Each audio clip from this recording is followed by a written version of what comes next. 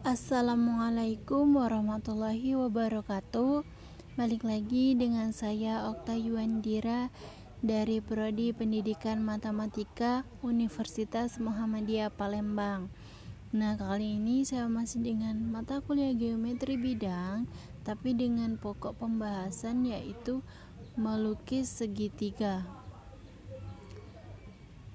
Untuk melukis segitiga yang diketahui unsur-unsurnya tidak dapat hanya dengan menggunakan garis penggaris saja.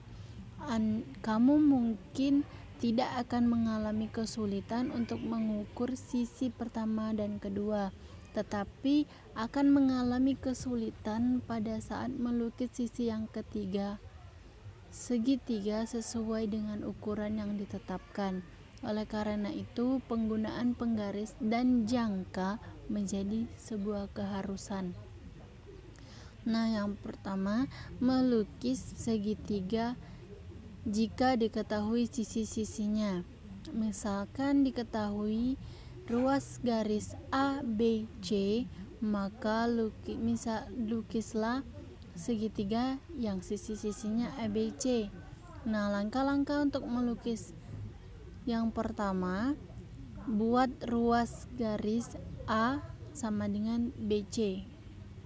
Saya ulang, yang pertama, buat ruas garis A sama dengan BC.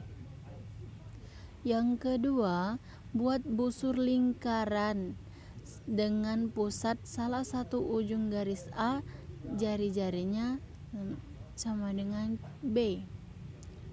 Saya ulang, buat busur lingkaran dengan pusat salah satu ujungnya garis A, jari-jarinya B. Yang ketiga, buat busur lingkaran dengan jari-jari C dan pusatnya terletak pada ujung garis A. Yang keempat, kedua busur tadi berpotongan di A, maka didapatlah segitiga ABC dengan sisi-sisinya A, B, dan C. Selanjutnya, melukis segitiga jika diketahui sisi sudut sisi. Misalkan diketahui ruas garis A, sudut A, dan ruas garis B, maka lukislah segitiga. Nah, langkah-langkah untuk melukisnya, buat ruas garis B sama dengan AB. A besar, B besar. Nah, yang kedua, ukur sudut alfa pada titik B. Ukur sudut alfa pada titik B besar ya. Yang selanjutnya, ukur ruas garis A pada garis yang didapat, maka didapatlah segitiga ABC. Yang selanjutnya ada melukis segitiga jika diketahui sudut sisi sudut. Misalkan diketahui sudut alfa, ruas garis A, dan sudut beta.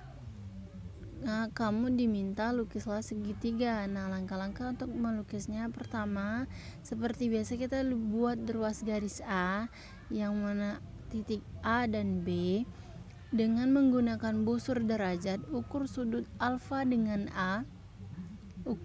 Saya ulang, dengan menggunakan busur derajat, ukurlah sudut alfa di titik A sebagai titik sudut, dan ukur sudut beta dengan B sebagai titik sudut. Selanjutnya, dari pengukuran sudut alfa dan beta didapat dua garis yang berpotongan di C, maka dapatlah segitiga ABC.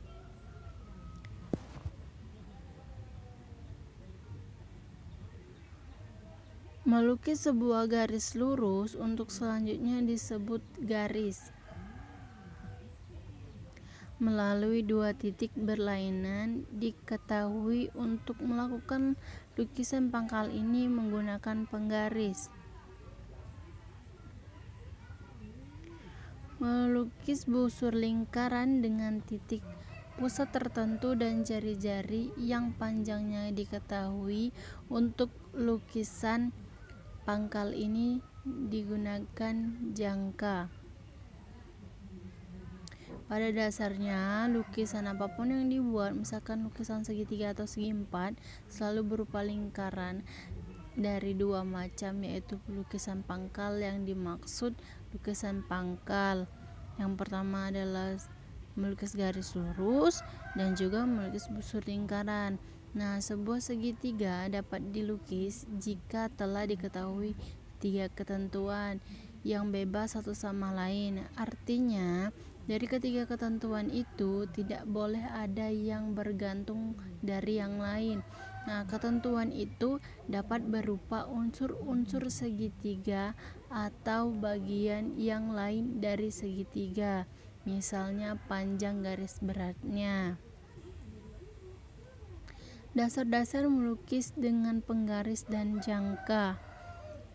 Menggunakan sifat belah ketupat, sebuah belah ketupat memiliki sifat yang pertama, setiap diagonal merupakan sumbu dari diagonal lainnya.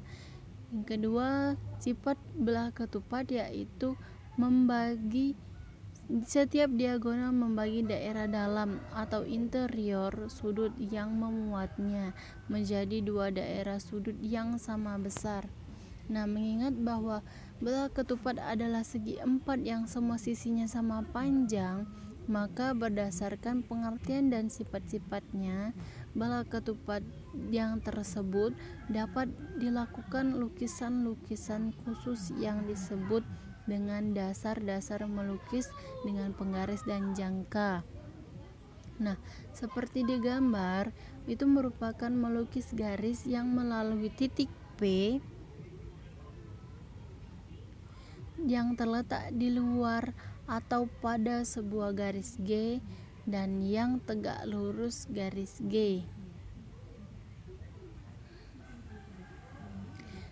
Nah, segitu dulu untuk video kali ini. Kalau ada kesalahan dan kekurangan, saya mohon maaf.